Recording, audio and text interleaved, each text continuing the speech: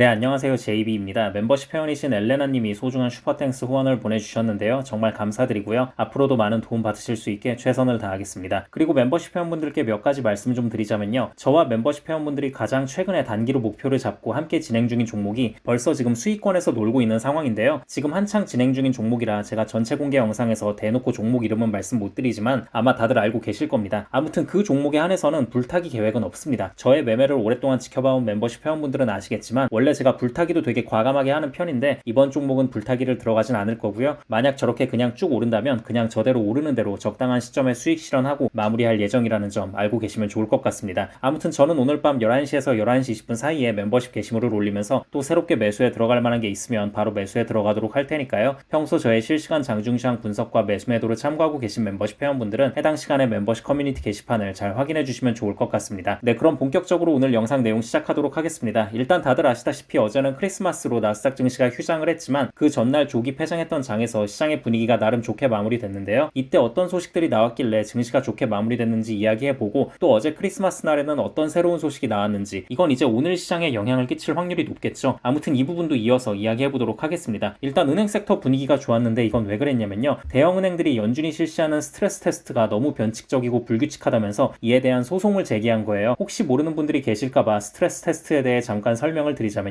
은행은 자본주의의 근간이잖아요. 특히 대형은행들은 한 군데라도 망하면 경제에 끼치는 악영향이 너무 심각하니까 어떤 경우에라도 은행은 망하면 안 된다는 취지에서 실시하는 테스트인데요. 정말 말도 안 될 정도로 심각한 상황을 세팅해 놓고 이걸 통과하라고 합니다. 예를 들면 이런 식이에요. 미국의 실업률이 최소 10%까지 치솟고 미국 증시는 55% 급락하고 상업용 부동산 가격이 40% 폭락한다면 딱 들어도 정말 경제에 재앙 같은 상황이 발생하는 거죠. 하지만 이런 상황에서도 은행 너희들은 살아남아야지, 버틸 수 있지 하고 실시하는 게 스트레스 테스트입니다. 이렇다 보니까 이 스트레스 테스트가 너무 비현실적인 상황을 상정해 놓는다는 의견이 전부터 종종 있어 왔습니다. 그리고 가뜩이나 어려운 테스트가 기준도 매년 바뀌다 보니까 은행들이 참다 반기를 든 건데요. 일단 연준은 한 발 물러섰습니다. 앞으로는 테스트 내용을 미리 투명하게 공개하기로 했어요. 근데 이제 여기까지만 들으면 아니 테스트가 없어진 것도 아니고 그 내용을 그냥 미리 공개하고 어느 정도는 상의하면서 진행하겠다는 것 뿐인데 이게 뭐 그렇게 호재냐 라고 생각하는 분들이 계실 수 있는데요. 이게 왜 은행 섹터의 호재냐면요. 그동안은 이 테스트 시나리오가 어떻게 나올지 모르다 보니까 은행들 입장에선 돈을 어디까지 써야 할지도 약간 애매했고 또 주주들한테 배당금을 지급할 때도 그 기준점을 잡기가 애매했던 부분이 있었습니다. 왜냐면 자기들 딴에는 경영상 전혀 문제가 없을 정도로 자본금이나 배당 기준을 정해놔도 괜히 저 스트레스 테스트 통과 못하게 되면 문제가 생기니까. 근데 이제 미리 투명하게 공개하게 되면 은행들이 더 체계적으로 돈을 잘 굴릴 수 있게 되고 배당금 지급도 일관성을 보일 수 있기 때문에 은행 섹터의 주가가 오를 수 있었고요. 또 은행이 잘 나간다는 건 그만큼 주식시장의 분위기가 더 좋아질 수 있음을 의미하죠. 그래서 월가에서도 이 부분을 환영하는 입장을 쏟아내다 보니까 전체적인 주식시장의 분위기도 좋은 분위기 속에 흘러갈 수 있었습니다. 그리고 테슬라도 대폭등을 했는데요. 일단 첫 번째로는 상하이에 있는 테슬라 에너지 저장 공장이 올해 말까지 완공돼서 내년 1분기부터는 생산에 들어간다는 소식이 전해진 거예요. 이게 이렇게 되면 내년 1분기부터는 에너지 제공량이 2배로 증가할 수 있는 상황이어서 가뜩이나 지금 테슬라 에너지 사업부의 성장률이 엄청난데 이에 대한 기대감을 더욱 키울 수 있었습니다. 그리고 이거 말고도 현대의 전기차가 지금 미국과 캐나다에서 상당히 잘 나가고 있는데 테슬라의 충전 표준을 채택하기로 한 거예요. 그래서 이 부분까지 주가 상승에 좋은 영향을 끼쳤다고 보시면 될 것 같습니다. 네, 그럼 지금부터는 어제 크리스마스에 나온 몇 가지 소식을 전해드리자면요. 일단 엔비디아가 크리스마스를 맞아서 블랙웰 GPU의 차세대 제품인 GB300과 B300을 발표했습니다. 뭐 복잡하게 세부 기능까지 제가 일일이 설명할 필요는 없을 것 같고요. 그냥 엄청나게 좋은 신제품을 발표했다고 보시면 됩니다. 근데 생각보다는 좀 빨리 발표한 감이 있습니다. 왜냐면 지금 GB200이 한창 팔리고 있는 상황인데 다음 버전인 GB300을 벌써 저렇게 발표한다는 게